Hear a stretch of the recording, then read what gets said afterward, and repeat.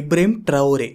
ఇతను ఆఫ్రికాలోని ఒకానొక దేశం బర్కినా ఫాసోకి లీడర్. ఇతనికి సౌదీ రాజు మీ దేశంలో 200 మసీదులు మేము నిర్మిస్తాము అని ఆఫర్ ఇచ్చాడు. అయితే ఈ ఆఫర్ ని ఈ లీడర్ ఇబ్రహీం పూర్తిగా తిరస్కరించాడు. ఎందుకంటే ఇతనేం చెప్పాడంటే, మా దేశంలోని ప్రజలకు ఇప్పుడు రిలీజియస్ ప్రాక్టీస్ అవసరం లేదు, మా దేశంలో ఇప్పుడు ప్రజలకి స్కూల్స్, హాస్పిటల్స్ ఇంకా రోడ్స్ కావాలి అని చెప్పాడు. బట్ ఇక్కడ పాయింట్ ఏంటంటే, ఈ బర్కినా ఫాసో అనే దేశం ప్రపంచంలోని అతి పేద దేశాలలో ఇది ఒకటి. అలాంటి ఒక పేద దేశానికి సంబంధించిన ఒక leader one of the richest country అయిన సౌదీ రాజుకి వ్యతిరేకంగా మాట్లాడాడు. అలాగే మనం చూసుకుంటే ఈ లీడర్ ఇబ్రహీం ఎవరైతే ఉన్నారో అతను సోషల్ మీడియాలో చాలా ఫేమస్. మీరు కూడా ఏదో టైంలో స్క్రోలింగ్ చేసేటప్పుడు ఇతని వీడియోలు ఖచ్చితంగా చూసే ఉంటారు. అలాగే ఈ వ్యక్తిని ప్రపంచంలోని కొన్ని శక్తులు ఒక కంట కనిపెడుతూనే ఉన్నాయి. బట్ ఎందుకు, ఆ విషయాన్ని ఈ వీడియోలో తెలుసుకుందాం.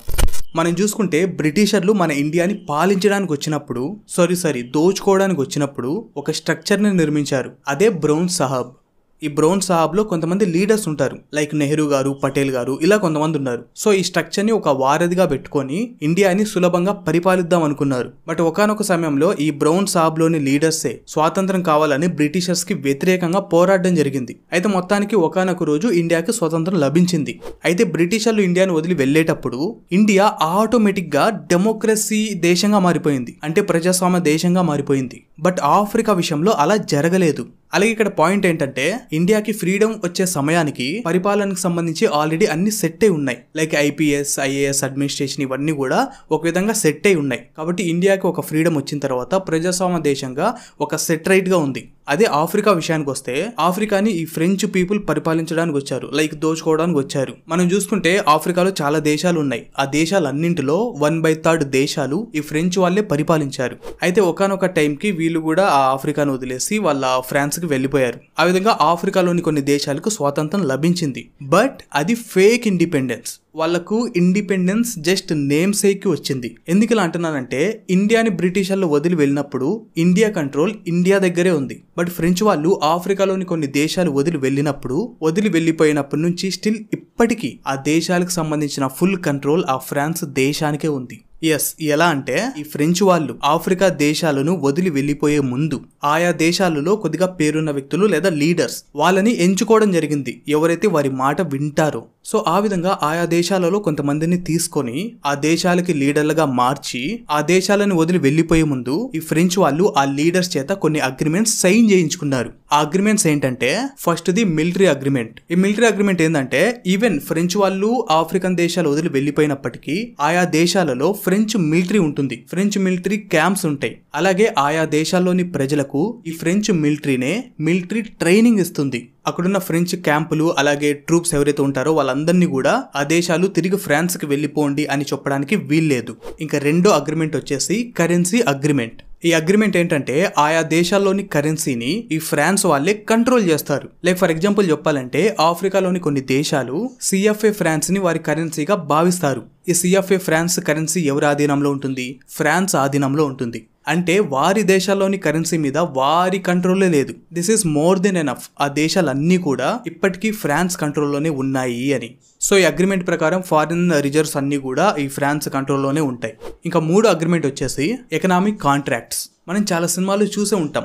ఆఫ్రికాలో గనులు చాలా ఉన్నాయి, లైక్ గోల్డ్ అని, యురేనియం అని, ఈ విధంగా చాలా ఉన్నాయి. కాబట్టి అక్కడ గనులు తవ్వకాలు జరిపి సంపదను బయటికి తీయచ్చు. బట్ ఈ మైనింగ్ కాంట్రాక్ట్ ఏదైతే ఉందో అది కేవలం ఫ్రెంచ్ కంపెనీలకు మాత్రమే ఇవ్వాలి. వేరే దేశాలు అక్కడికి వచ్చి మైనింగ్ చేయకూడదు. ఇదొక అగ్రిమెంట్. సో ఈ విధంగా కొన్ని అగ్రిమెంట్లు చేసుకొని ఓన్లీ నేమ్ సేక్ కి ఆఫ్రికాలోని కొన్ని దేశాలకు ఫ్రెంచ్ వాళ్ళు స్వాతంత్రం ఇవ్వడం జరిగింది. బట్ నిజానికి అక్కడ స్టిల్ ఇప్పటికీ ఫ్రాన్స్ గవర్నమెంట్ రూల్ చేస్తుంది. కనుక ఆఫ్రికాలోని దేశాలు ఇప్పటికీ ఆ ఫ్రాన్స్ కి అమ్ముడిపోయిన ఆ లీడర్ల కారణంగా కనీస సదుపాయాలు కూడా లేకుండా ఇప్పటికీ ఒక అడవి మనుషుల్లా బతుకుతున్నారు. అక్కడ మనుషుల పరిస్థితి ఎంత ఘోరంగా ఉందంటే, అసలు బయట ప్రపంచం ఎలా ఉందో, ఏ విధంగా ఎదిగిందో, ఎలాంటి సౌకర్యాలు ఉంటాయో, ఎలాంటి తిండి తింటారో అసలు ఇవేమీ వాళ్ళకి తెలియదు. సో కనుకనే మనం చూసుకుంటే 1960 నుండి 2022 వరకు అక్కడున్న మిలిటరీ వాళ్ళు ఆ దేశ పరిస్థితి, అలాగే ఆ దేశానికి సంబంధించిన లీడర్ దేశానికి ఉపయోగపడే ఎలాంటి పనులు చేయకపోవడం వల్ల ఎన్నోసార్లు గవర్నమెంట్ పైన దాడి చేయడం జరిగింది.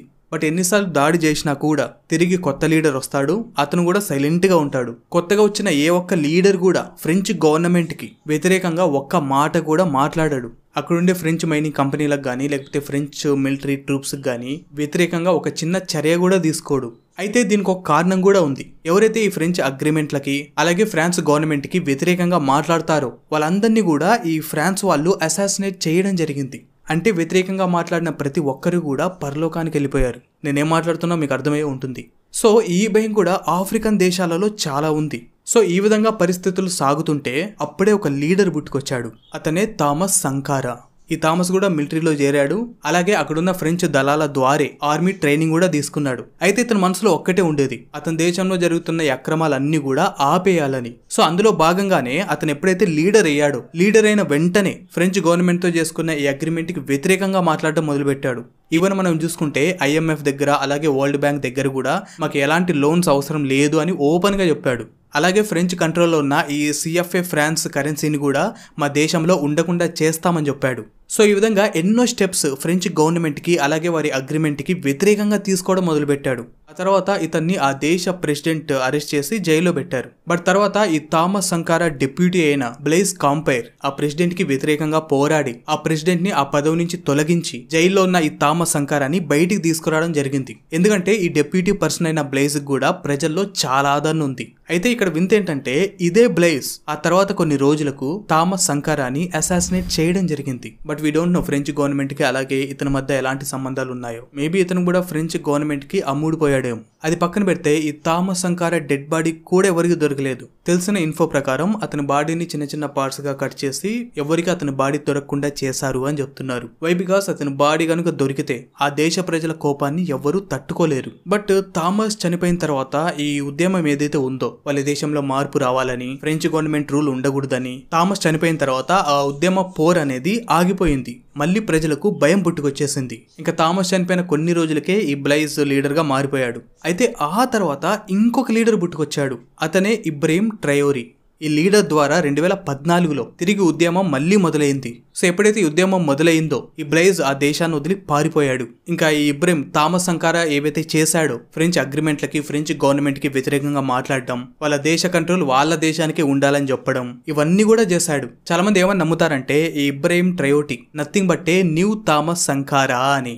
అయితే ఇక్కడ ఇంకొక ట్విస్ట్ ఏంటంటే సాధారణంగా బర్కినా ఫాసోలో ఆల్మోస్ట్ ఒక 63% మంది ముస్లింలు ఉన్నారు. ఇంకా ఒక 24% మంది క్రిస్టియన్స్ ఉన్నారు, అదే క్యాథలిక్ వాళ్ళు ఉన్నారు. బట్ ఎప్పుడు కూడా వాళ్ళ దేశంలో రిలీజియస్ ఎక్స్ట్రీమిస్ట్ పనులు జరగలేదు. అక్కడున్న ముస్లింలు క్రిస్టియన్లు చాలా కలిసిమెలిసి ఉండేవాళ్ళు. బట్ 2014 తర్వాత ఈ ముస్లింలు ఎవరైతే ఉన్నారో వాళ్ళలో కొంతమంది ఉగ్రవాద చర్య చేయడం మొదలు పెట్టారు. జిహాద్ పేరు వినే ఉంటారు. ఆ విధంగా ఎవరు బ్రెయిన్ వాష్ చేశారో తెలియదు కానీ అక్కడున్న ముస్లిమ్స్ లో కొంతమంది జిహాద్ పేరుతో ఉగ్రదాడులు చేయడం మొదలు పెట్టారు. బట్ ఇబ్రహీం ట్రయోరీ ముస్లిం అయినప్పటికీ అతను అటు జిహాద్ కి సపోర్ట్ చేయలేదు, at the same time western countries కి సపోర్ట్ చేయలేదు.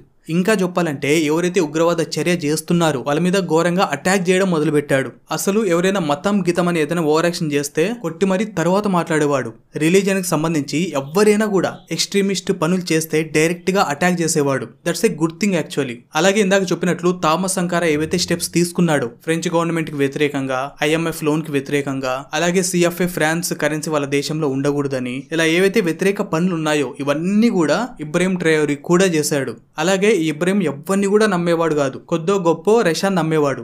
పుటిన్ని అలేగా భావించేవాడు. సో ఆ విధంగా ఆ దేశ ప్రజల సపోర్ట్ ఇతనికి చాలా వచ్చింది. ఇప్పుడు ప్రజెంట్ ఆ దేశానికి సంబంధించిన ఫుల్ కంట్రోల్ ఇతని దగ్గరే ఉంది. ఈవెన్ ఫ్రెంచ్ ఆర్మీ ట్రూప్స్ ఉంటాయి కదా, వాళ్ళని కూడా వాళ్ళ దేశాన్ని వదిలి వెళ్ళిపోండి అని చెప్పాడు. బట్ కొంతమంది ఏమైనా భావిస్తున్నారంటే ఇదంతా కూడా మొదట్లోనే. కొన్ని రోజులు పోయిన తర్వాత ఇతను కూడా మిగతా లీడర్స్ లాగా ఫ్రెంచ్ గవర్నమెంట్ కి అమ్ముడుపోతాడు. లేకపోతే ఫ్రెంచ్ గవర్నమెంట్ ఇతని ఫ్రెండ్ ద్వారానేనా లేకపోతే ఇతని కింద పనిచేసే ఎవరైనా క్లోజ్ వ్యక్తులు ఎవరైనా ఉంటే వాళ్ళకి డబ్బులు ఇచ్చి ఇతన్ని అసాసినేట్ చేయడం అన్న జరుగుతుంది అని చెప్తున్నారు. అలాగే ఇంకొక న్యూస్ ఏంటంటే ఆల్రెడీ అతనికి క్లోజ్ గా ఉన్న వ్యక్తికి $5 మిలియన్ అతన్ని అసాసినేట్ చేయడానికి ఇచ్చారు అని చెప్పి వార్తలు కూడా బయటకు వచ్చాయి. బట్ ఈ అన్నింటికి కూడా ఆన్సర్స్ కాలమే చెప్పాలి.